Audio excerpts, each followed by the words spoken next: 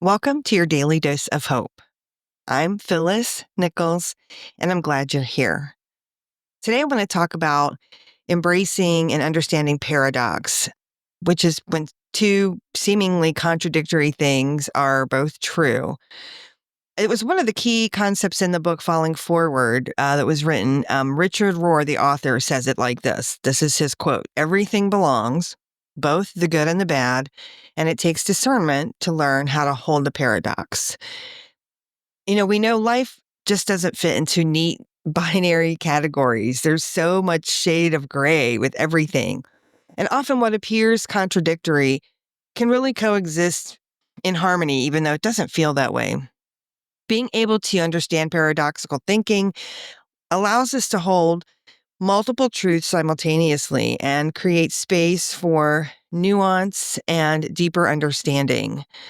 It's really like the power of using and over or. Like, we can acknowledge, for example, that injustice in the world is a thing, it's legitimate, and we can still be grateful for our blessings personally. We can recognize systemic problems, and that doesn't diminish the value of appreciating what's also good in our lives. In fact, when we can hold both perspective, it enriches our understanding of everybody's lived experience, and it helps us to act with both gratitude and purpose.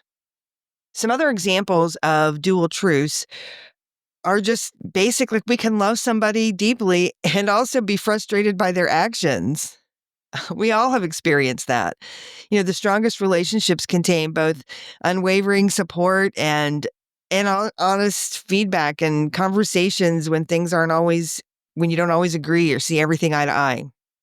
You can pursue ambitious goals, and you can find contentment and be happy in the present moment where you are today.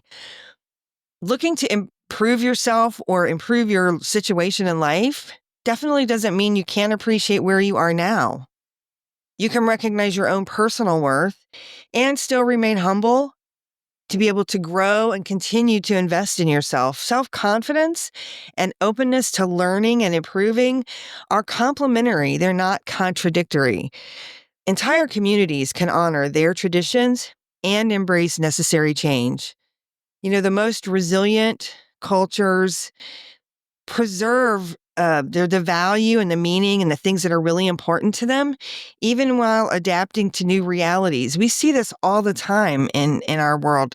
Even just in my lifetime, right? Things have changed dramatically in how we live some of our everyday parts of life, but we haven't thrown out our entire beliefs, our entire culture. We can all face harsh realities with clear eyes and maintain genuine hope for the future. I've talked about this a lot, and it's still true because hope is not blind optimism. It's the courage to see things as they are while believing in what could be. The most powerful change makers in history have done this. They combine the honest, raw kind of awareness of the suffering and the obstacles and how difficult things are with the hope that actions will drive change. People like Gandhi and Martin Luther King Jr. come to mind. They were really open about the whole situation and where things were at, and they were just as hopeful that things could actually change. Rejecting the either or thinking in favor of both and thinking gives us access really to just a beautiful kind of expansion, I think, or a more expansive way to look at life. It allows us to understand that things can coexist, and it helps us, I think, create more empathy and insight on lots of other things, but certainly the lived experience of other people.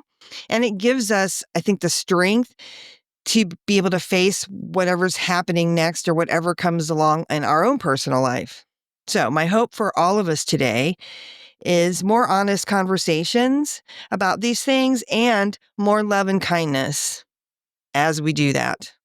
Of course, I hope that you have a great day today and even better tomorrow.